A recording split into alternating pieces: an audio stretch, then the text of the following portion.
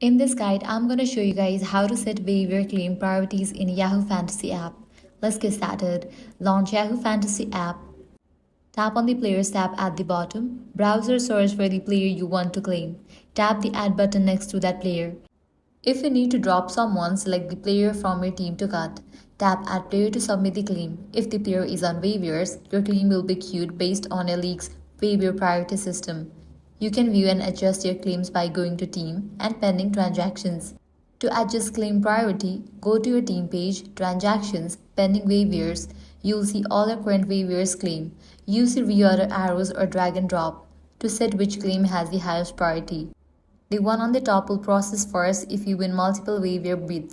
So that's a wrap for this video. This way you can set waiver claim priorities in Yahoo Fantasy app. If this guide helped you out, do not forget to like, share and subscribe. Thanks for watching.